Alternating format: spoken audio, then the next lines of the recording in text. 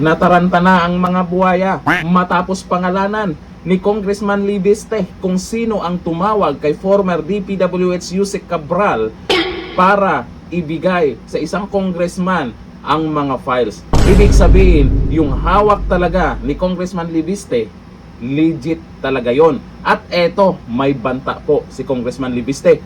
Pwede niyang pangalanan na kung sino ang mga taong tumawag para hindi ilabas itong hawak niyang mga listahan. Nako po, yung mga lumabas na karaan, alam na, mukhang legit talaga. O eto, sa post po niya, nasaan na ang Vince Dizon ng September na tumawag kay Yusek Cabral para ipabigay sa akin ang mga files in the spirit of transparency. Nako po, Vince Dizon, mag-ingay na, magsalita na kung ano talaga ang katotohanan. Totoo kaya itong sinabi po ni Congressman Libiste na ikaw daw ay tumawag tungkol sa mga files na yan? Kaya pala ganun yung nangyari kay Yusek Cabral, no?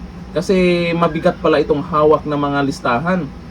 At paalala, Vince Dizon, pag hindi ka magsalita na totoo itong sinabi ni Congressman Libiste, may banta siya. Sasabihin na niya kung sino-sino yung tumawag sa kanya. O ayon dito sa kanyang post, kung hindi aaminin ni Secretary Vince na pinabigay niya sa akin ang mga authentic na files na ito, mapipilitan akong pangalanan ang mga taong kumausap sa akin upang huwag itong ilabas. Sino kaya yan? Isa din ba yan sa mga mastermind? Or inutusan ng mastermind para patahimikin itong si Congressman Libiste? Ibig sabihin talaga, totoo yan. Hindi naman gagawa-gawa yan si Congressman Libiste tungkol dyan sa mga listahan na yan na mga inilabas. Kasi may iba na sasabihin, kaduda-duda daw, hindi daw totoo. Agoy, kung ganon, imbestigahan nyo. Bakit hindi nyo imbestigahan yung mga inilabas na pangalan? Mabibigat na pangalan yang nakalagay dyan.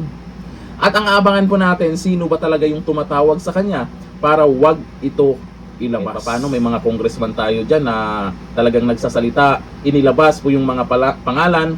At itong si Congressman Libiste, kahit alokin po ito ng milyon, ng bilyon, ay sigurado ako, hindi po ito masisilaw sa mga ialok sa kanya para manahimik lang. Kasi naman, bago naging congressman yan, bilyonaryo na yan. Sa bagay, may ibang mga mayayaman na hindi pa rin kontento, sakit na nila yon. Yung mga ginagawang pagnanakaw, sakit na po yan. Kahit po mayaman o kahit may pera na sila, kahit meron na sila, hanap-hanapin nila yung mga ganyang gawain. Malamang, alam ko, aaksyonan po ng ating mahal na Pangulo to. Galit siya sa korupsyon, di ba? Iimbestigahan niya yan. Paimbestigahan niya yan. Oo.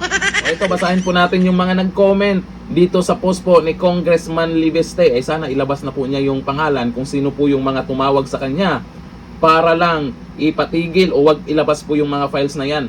At sana mayroon siyang ebidensya. Kung baga nag-record ba kung sino talaga yung tumawag at kung ano yung napag-usapan nila.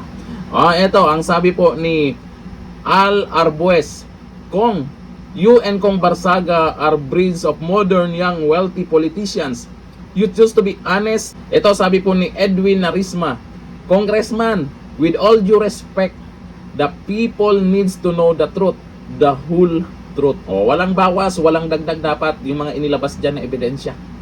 Sabi kay Sor Jomilo, fight for what is right and just. Filipinos deserve a better and honest government. Lumaban ka, tayo para sa bayan. Suportahan po natin itong mga ganitong congressman.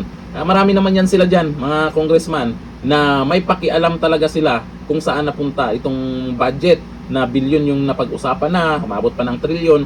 Sabi ni Dilbergs, kung stand against all odds, iba dyan balimbing, huwag masyado kampante. Kung may iba dyan na balimbing lang, pero hindi natin alam na may ginagawa na rin kalokohan yung mga yan.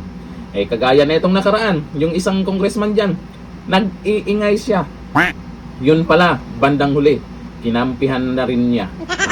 Ay, alam na kung sino yun. Hindi kagaya dito kay Congressman Libiste, Congressman Barsaga, at mayroon pang iba dyan.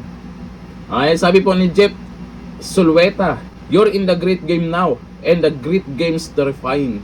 By Tyrone. Sabi ni Darwin Rituta, saludo ako sa batang congressman na to. Talo pa yata ang mga ibang star general. Sino yung general ngayon na ewan ko lang, pinagtatawanan na. Sabi ni Olet Euphoria, shall we give him 24 hours starting at the time you posted this? Sabi ni John Dan Garson, tuta yan si Secretary, kaya do not expect. Nako po, Secretary Vince Dizon, sana nakarating po sa inyo itong post po ni Congressman Libiste. Kasi kayo din po mabubuking po dyan. Kung sino po yung mga pangalan na dapat na ilabas dyan, lalo na itong mga tumawag, bakit tatawagan itong si Congressman Libiste na wag ilabas itong files? May kinakatakutan ba? Kasama ba? Or inutusan ba siya? Nitong nakaraan, may mga lumabas na rin po sa balita yung DPWH leaks. May mga pangalan na lumabas na nakakagulat. May isa pa nga, hindi na senador pero mayroong proyekto sa DPWH. Diba? Kaya yung sinasabi po ng iba na hindi daw legit yan, imbestigahan nyo na. Hindi yung puro yaw-yaw lang. Eto nga Congressman Libiste, hindi yan yaw-yaw lang. May resibo na ipinakita. Kayo, yung sinasabi nyong hindi legit yan, yaw-yaw lang.